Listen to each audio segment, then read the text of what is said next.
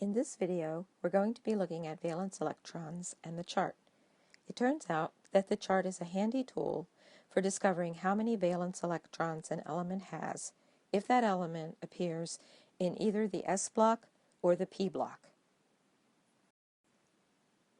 Once again, for the purposes of this course, we're not going to worry about the 5 orbitals in the D block or the 7 orbitals in the F block. I have shaded the last column in this blank periodic table, the last column of the F block, to remind you that that column is actually in the D block, and those two elements that are usually shown as being part of the F block are actually part of the D block. I'm going to start with hydrogen and then do helium, and then come across and do lithium, beryllium, boron, carbon, nitrogen, oxygen, fluorine, and neon.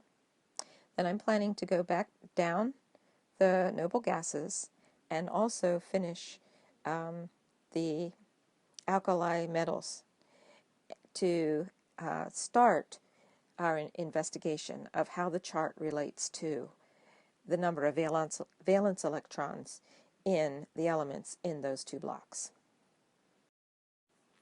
I hope you can read this because this is as large as I can make this chart on my iPad.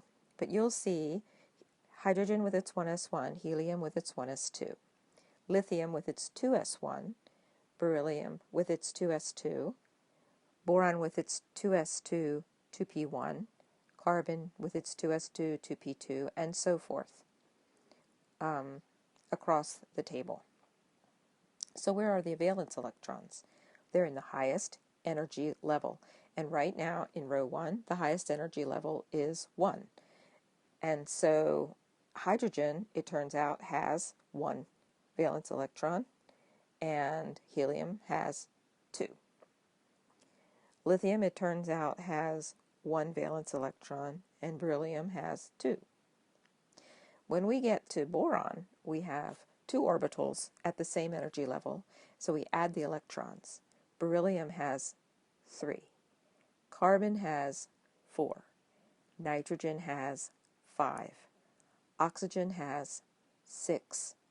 Fluorine has 7. And neon has 8.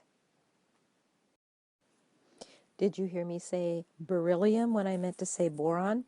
I hope you were following along closely enough to realize that I was making a mistake when I said that beryllium had 3 valence electrons. Boron is the element with 3 valence electrons. Beryllium is an element that has only 2 valence electrons. Okay, let's go down the noble gases. We've already done neon. We saw that neon had used helium as its abbreviation, and then it filled in the 2s2 and the 2p6 for a total of 8 valence electrons. So argon, of course, is going to use neon as its abbreviation. Argon is in the 3rd row, so it's going to have 3s2 and 3p6 for a total of 8 valence electrons.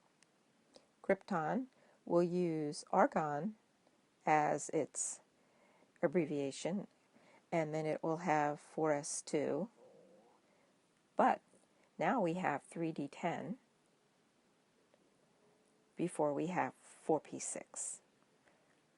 So how many valence electron does krypton have? Well, remember that we only count the ones in the highest energy levels, and that will be the 4s2 and the 4p6, and so krypton again has 8 valence electrons. Xenon would use krypton as its abbreviation, and then it would fill up the 5s orbital, it would fill up the 4d orbital, and it would fill up the 5p orbital.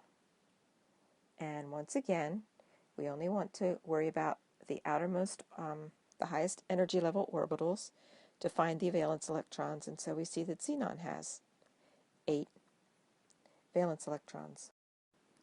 And finally, radon will use xenon as its abbreviation, and then it will fill up the 6s orbital, the 5d orbital, and the 6p orbital for, again, a total of 8 valence electrons, since we're only counting the 6s and the 6p, the highest energy level orbitals. And so once again, the d orbital isn't used to calculate valence electrons because it's at a lower energy level.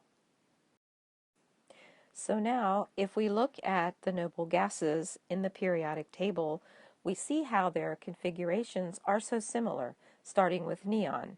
We have essentially the same configuration, just occurring at each higher energy level. And remember that for the purposes of calculating valence electrons, we wouldn't count the ones in the d orbital because they're at a lower energy level. And so we find that all of the noble gases, with the exception of hydrogen, have 8 valence electrons. Hydrogen only has 2 electrons, and both of them are valence electrons. Did you hear me say hydrogen when I meant to say helium? I hope you recognize that I was making a mistake. I had a little brain freeze there. Helium is the one with 2 electrons, and helium is a noble gas. So now I've gone down the first column as promised, and we see a striking similarity. We see that every element in the first column of the periodic table, which they're also known as the alkali metals, they each have 1 valence electron.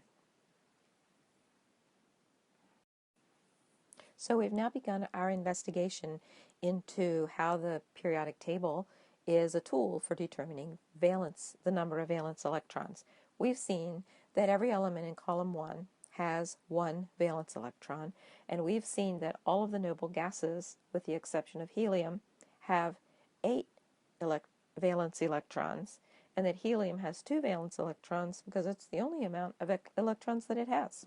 So now it's your turn, and I want you to choose a family from the P block and write the electron configurations for the whole family down the column on the big blank chart in our classroom.